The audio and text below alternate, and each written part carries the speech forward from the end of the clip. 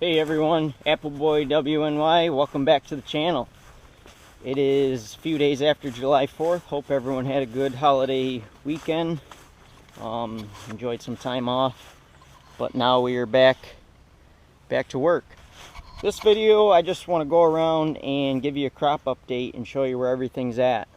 We did a lot in the spring, showing you the blossoms and kind of some trimming and stuff, but I haven't really showed where things are at. So we're in the block of ginger golds where we did the original video where the buds were starting to push out, and we're in ginger golds, so they're getting some size on them.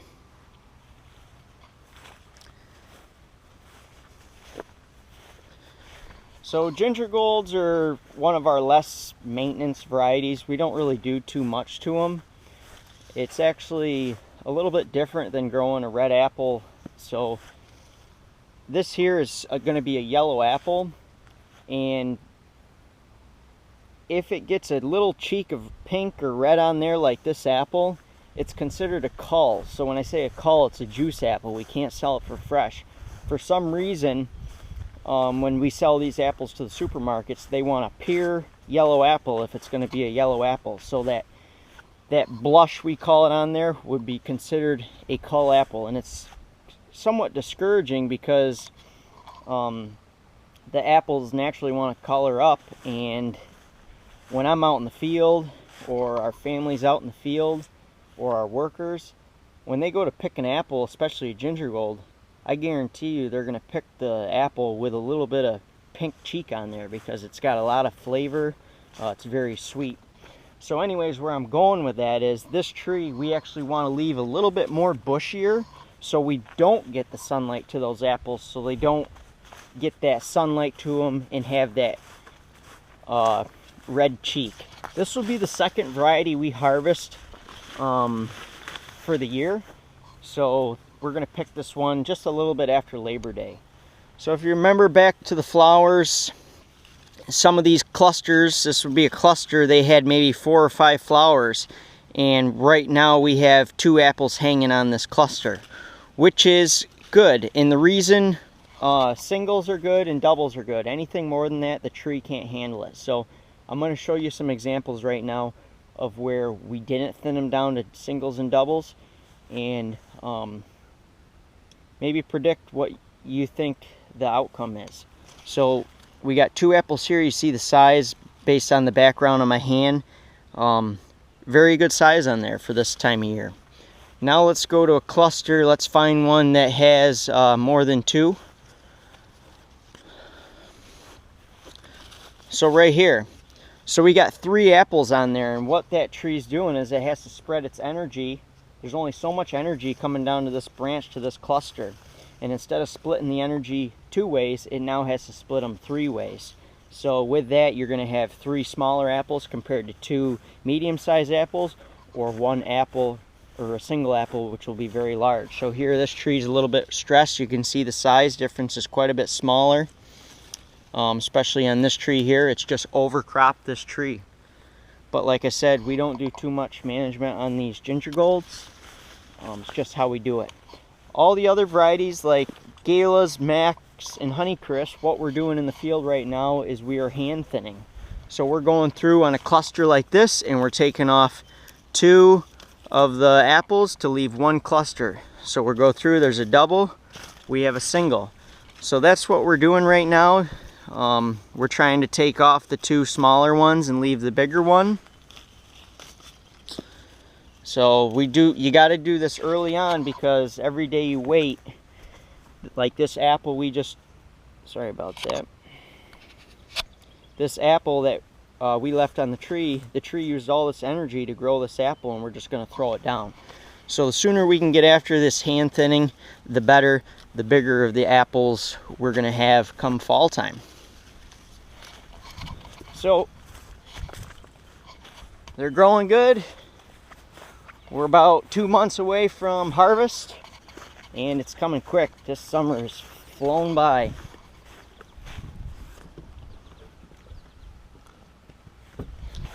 So that's the apple update. Drop me a comment below if you got any questions on that. I can show a little bit more on the next video, what you're curious on. Some of these things, you know, I may be missing just because I'm dealing with it every day, and it may not be so straightforward, or maybe I'm missing something in there. So drop me a comment if you like this style video of this crop tour. Maybe we could do this once a month or something. And yeah, feedback's always good, whether it's negative or positive. So let's go over and check on the winter wheat and the soybeans to wrap up this crop tour. So we're marking out some fence here, but I want to show you these soybeans. They are up to my thigh. These beans look great. Not many weeds down below. They're starting to canopy. Really, there's only clover, which I'm fine with. But they're starting to flower. They're branching out real nice. I'm excited to see how these do. That new planter's really helped. As I'm looking through here, scouting soybeans, what I'm looking for is some of the new growth. Looking underneath the leaves, that's where the aphids would be.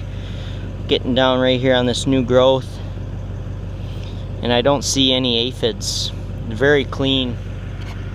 The nice thing is we're getting some rain. We've been getting good rains and a lot of heat. The rain actually knocks the green aphids off the plant, so it's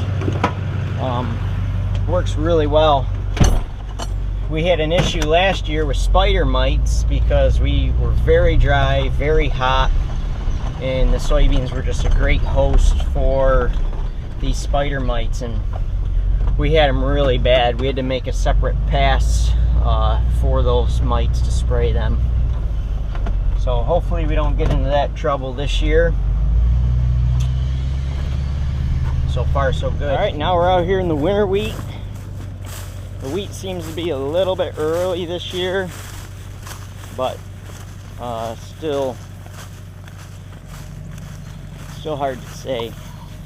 But you can see things are drying down nice. These heads are starting to curl, which means it's just about ready to get out here and get going. I figure one more week and we're ready to rock and roll. But take this,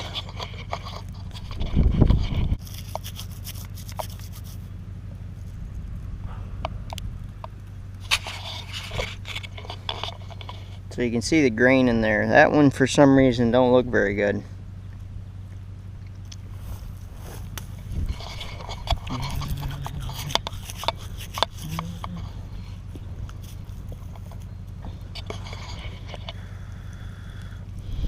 So there's the wheat.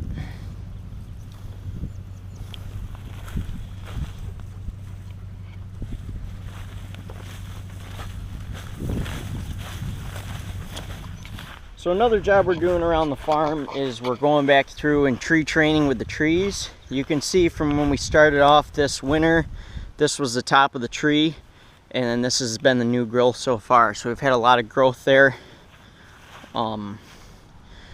So with that, we got to go through and touch some things up. So what we're doing, the first thing we're doing is we're wrapping these trees up. We left them loose early on, so that way they can grow good. But now that they're to this wire, we want to lock them on there. You can see we have some aphids, green aphids on these young growth.